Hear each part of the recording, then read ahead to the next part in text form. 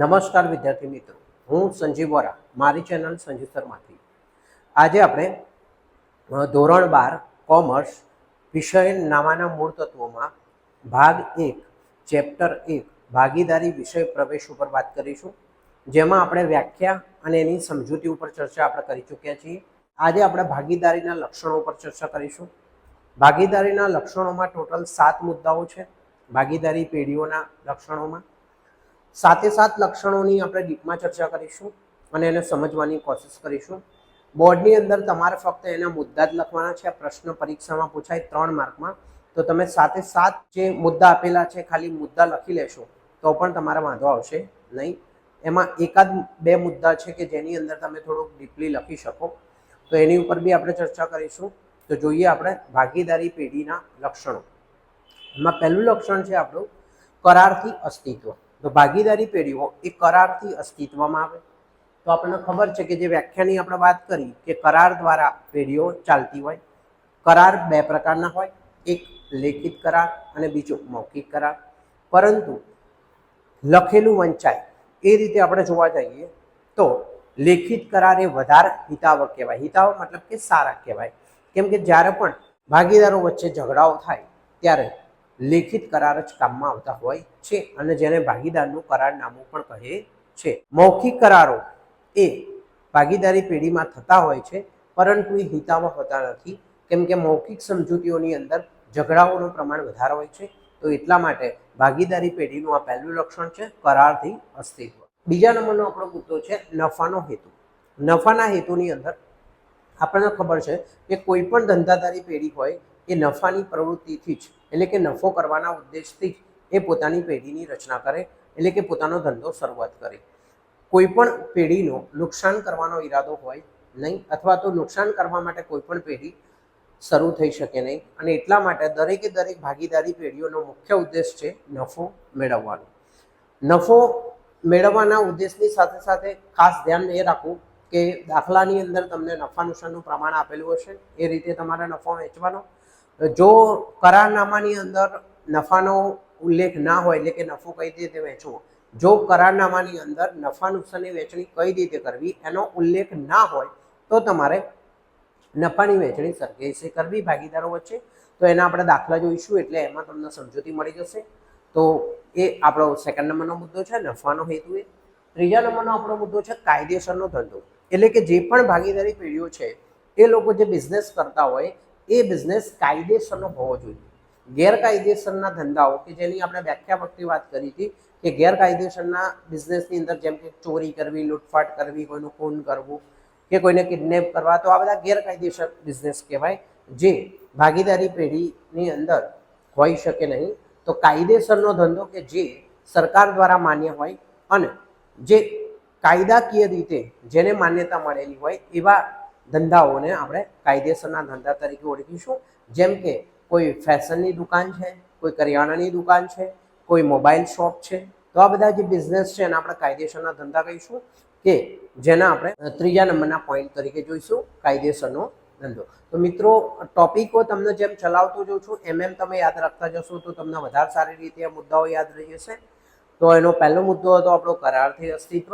બીજા નંબરનો મુદ્દો છે આપણો નફાનો હેતુ. ત્રીજા નંબરનો મુદ્દો આપણો હતો કાયદેસરનો ધંધો. અને ચોથા નંબરનો આપણો મુદ્દો છે એકબીજાનો એજન્ટ.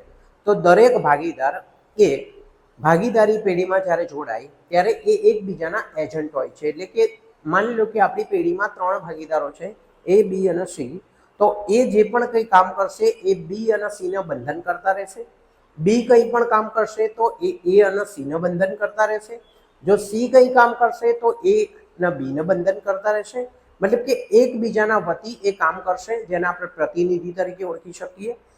એટલે કે પેઢીઓની અંદર જેટલા પણ ભાગીદારો હોય એ દરેકે દરેક ભાગીદારો એકબીજા માટે પ્રતિનિધિ છે. એટલે કે એકનું કરેલું કામ એ બીજાને બંધન કરતા હોય છે, બીજાને લાગુ પડતું હોય છે. અને એટલા માટે એ આપણા લક્ષણનો ચોથા નંબરનો મુદ્દો છે, એકબીજાના એજન્ટ. 5મા નંબરનો આપણો મુખ્ય મુદ્દો છે કે જેને આપણે મેઇન મુદ્દો તરીકે ઓળખી શકીએ. પરીક્ષાની અંદર, બોર્ડની અંદર તમારે આની અંદરથી 1 માર્કનો સવાલ કે વિકલ્પ આમાંથી તમને પૂછાય છે. તો સભ્ય સંખ્યા. સભ્ય સંખ્યાની અંદર ખાસ તમારે યાદ રાખવાનું કે પહેલા જે નિયમો હતા જેમાં પહેલો નિયમ હતો આપણો 2013ની સાલમાં બનેલો, તો એ કલમ 464 પ્રમાણે 100ની સંખ્યા રાખવામાં આવતી હતી. એના પછી સરકારે 2014ની અંદર નિયમ 2014માં ફેરફાર કર્યો અને ફેરફાર કર્યા પછી નિયમ 10 પ્રમાણે મહત્તમ સંખ્યા ભાગીદારી પેઢીમાં 50ની આજની તારીખમાં રાખવામાં આવે છે. કેમ કે 2014થી એ નિયમ ચેન્જ થયેલો છે, તો અત્યાર સુધી ભાગીદારી પેઢીઓમાં મહત્તમ સંખ્યા 50 છે.